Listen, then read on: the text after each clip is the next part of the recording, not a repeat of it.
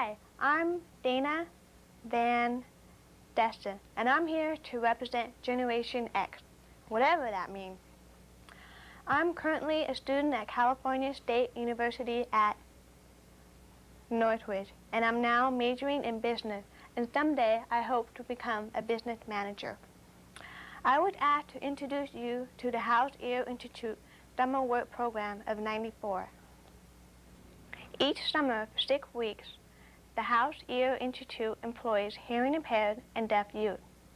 They are assigned to various departments around the Institute. They gain valuable work experience while assuming the responsibility of holding down a job and earning a paycheck. We are pleased to say that this is the second year the Institute received funding from the City of Los Angeles to support the program. They recognize the value of encouraging inner-city young adults in the business world. The city has also funded and endorsed our traditional videotape production as part of the enrichment program. Our young adults have the opportunity to write, direct, light, record sound, and participate in the editing process. This year, our junior staff decided to give you a glimpse of how young deaf adults see life in the 90s. It seems that somehow each decade of young adults are always regarded as a danger to our civilization as we know it. I mean, do I look dangerous or what? In the 60s, they had hippies and flower children. In the 70s, they had the me generation. And in the 80s, they had the yuppies. And now, in the 90s, they have Generation X. Our generation have been labeled rebellious slouches with less ambition than our parents, coupled with no values or role models. I'm poor, no money. That's why I'm going to summer job where I need money to pay for my bills. First, let me introduce you to this year's junior staff. Here's Craig, our junior staff supervisor, and Monique, Brad, Melanie, Peter, Maria, Krista, Jamon, and Ernesto. By special request, Craig had been asked to tell you about his name sign. How I got my nickname, Craig, it means complain. Because I always complain all the time. That's a real time complain for deaf community, complain. I don't mind people calling me Craig. I try to change it, but so I can't change it. But I enjoy it anyway. I enjoy telling stories every day. What's your name, time complain? I tell stories for hours and hours if they want to hear. If not, they know that. So, do things go better with Coke? I think so. Coke is okay, but I prefer Sprite. Oh. That's easy. If I drink that every day, I'll get cancer. Causes cancer. He said no. Things do not go better with Coke because it causes cancer. Do things really go better with Coke? No. What? No. No. The answer is, do things go better with Coke? And they all said no. So that is that. The junior staff had agreed to get real and answer questions that reveal the inner soul and philosophical views on life so that you might get to know the real Generation X. You want to know what hamburger means? Eat it. The first question was, if you weren't deaf, would you be a different person? Let's hear what they have to say. If I wasn't deaf, would I be a different person? That's a question my mom, my sister, and I have talked about a lot. We feel yes, because I probably wouldn't be as ambitious, wouldn't work for the grades I have, probably try to be popular, and hurt a lot of people along the way in my life if I wasn't deaf. But I'm happy with the way I am, because this is the way God made me. Because I can hear everything, I wouldn't have to worry about an interpreter. I can go to class and hear everything, Writing would be easy for me. I can go somewhere and wouldn't have to bring paper or pen. I can use my voice to communicate. If I was in hearing person, I should be in university by now because I can't hear well and I get more attention. Right now I'm in hard hearing and I go to junior college, but I'm planning to go to university. But it will be more scary because it will be hard for me because it cannot put on me, so it can be put on the whole student in the classroom. If I was not deaf, would I be a different person? Part yes, part no. Part no is the intelligence. My intelligence will be the same, but my attitude will be different.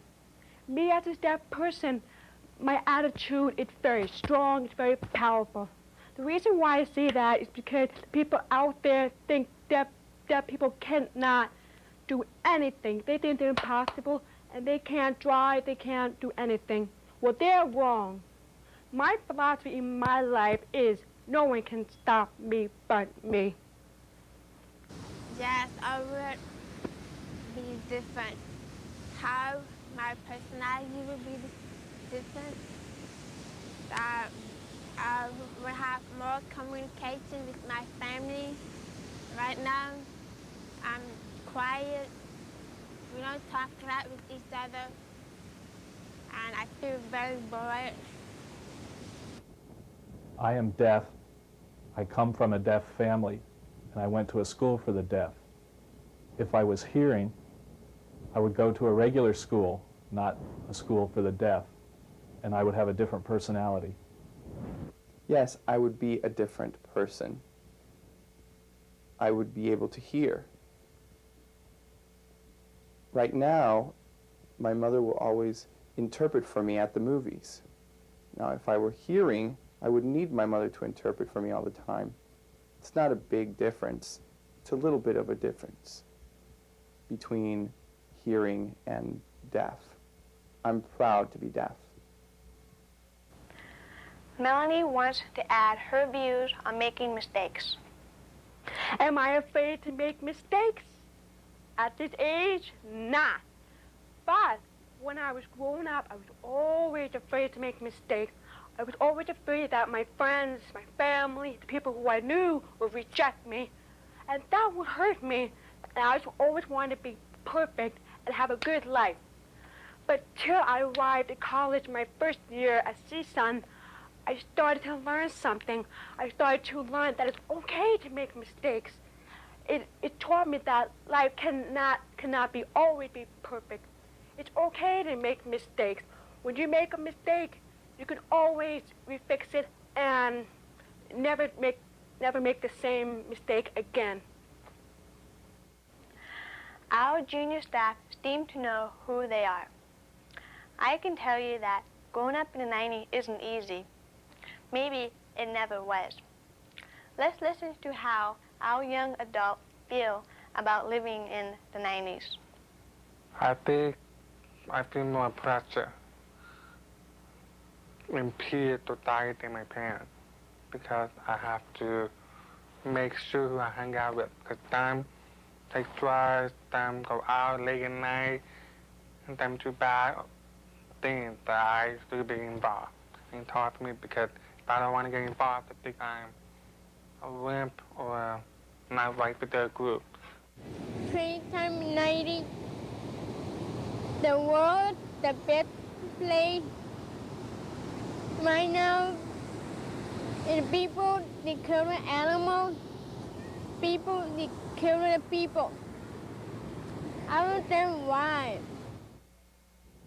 What does it mean to grow up in the 1990s? Because today, 1994, is a very lousy world. There's crime, danger, shooting of innocent people. Still, I would like to go back to the 1970s. The 70s were cool, fun, peaceful. There was no crime. Everything was great. I feel that women have to be more stronger because there are many language men like rapists. So right now I feel more stronger because I took self-defense class and I felt more stronger when I took that class. In my country, Hong Kong, people are quiet and calm.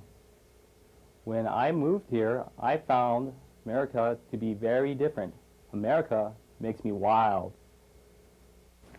Craig and Krista even have some role models that they would like to share with you. My role model is Mary Lee, my best friend. She came from a hearing family and I came from a hearing family too. She was also my roommate. I don't like to go to family things because it's hard for me to understand. But she told me to go, be patient, so I went, and I really enjoyed it, and I'm glad she told me to go. And I gave her advice too. And we give good advice to each other. And we always will be good friends forever.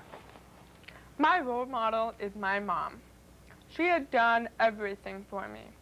She had brought me to doctors, speech pathologists, and even had to drive like several hours even to get there. But she was willing to do that for me. She wanted me to become successful and to be able to learn how to talk. That's why she did everything. She just sacrificed everything for me. And I really appreciate it. Because without her, I wouldn't be the person I am today. Could be textbook 50s, if you ask me. Okay, let's lighten up. We asked the group, what makes you happy? What makes me happy is my list of complaints. You want to hear? I would like to see hearing people learn sign language, to communicate with deaf people easy, learn about ADA, and I would like to see some improvement in theater ballet and other countries like less small, funny thing. Less car, maybe, carpool. Ready to go for a ride? Yeah. I'm not going to complain anymore now. I've finished my complaint. Thank you. Good night. Make me happy is to go to college, but make me more happier is go to the party. Do you want to come with me?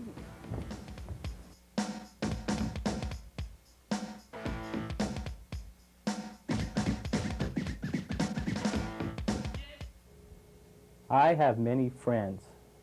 Many friends make me happy. Why? I need many friends to go out with and have fun with. It makes me happy to have a good time. If I ever have a problem, my friends help me solve it, and that makes me happy. Friends are important to me in the future. Everyone needs to have friends. That makes them happy. Crazy world, sometimes they're laughing with the people. There are 4 most important things in my life that make me happy. You have to be happy, right? And they are Mom and Dad and my brother, who I love so much. My boyfriend named Troy, who I also love so much. The third is my roommate named Craig, who I also love and cherish and love to have fun with. The fourth, last thing is chocolate. Must have chocolate every day. Want some? Not. When I'm stressed out or want to get away from problems, I come to this place, beach, and sometimes I think about life. I feel good when I come to this place. What makes me happy are my mom, my dad, my sister. I'm happy that I'm deaf. It's an easy life for me. I have a lot of friends who I cherish and have a lot of fun with. I'm not bored, and I have a lot of fun. It keeps me busy. I'm happy to be deaf, period. What makes me happy is that men can get pregnant, because men should be equal to women. Jerome is a very progressive man. No doubt that the next century may bring pregnancy to men. Mr. Arrington? Yeah, we'd like to come this way, please. Oh, next. Jeff, like, you're just going to have to be patient. Okay, come this way. How are you? Good, you're getting big. Yeah. In the world of constant change, the junior staff is looking ahead to the future. Let's listen to their views on personal success. I would have a big house, job that I really love, working with business, and get married. If I were a successful professional baseball player, it'd be great and make my life easier. I have a great life. I had fun doing a lot of activities, and I would be a really famous baseball player. Mainly, I wanted to send Valentine's Day to let me the difference in the world. I want to see in the world is to find.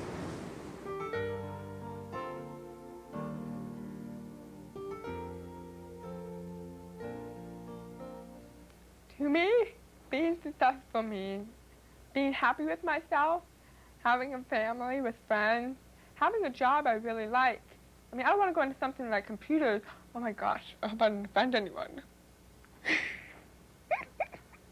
What does success mean to me? Moving here from another country, I've had a very hard time. I wanted a good education. I wanted to learn more and improve my English. Now, I can read and write English. I feel proud. And what do they owe society? What I owe is the phone bill, the credit card bill, the car payment, and money that I borrowed my friend. Will you give me a job? Please? Sound familiar? I think you can cross us off your list of worries and concentrate on baseball straight or what to put on 500 channel of television. We got to find our own way, just like everyone else. What does society owe us? Society owes me nothing. Just give us a chance. And when we're ready, will you be ready for us? Today, I'm working on the video project, and I've made a lot of big mistakes. But that's okay, right, boss?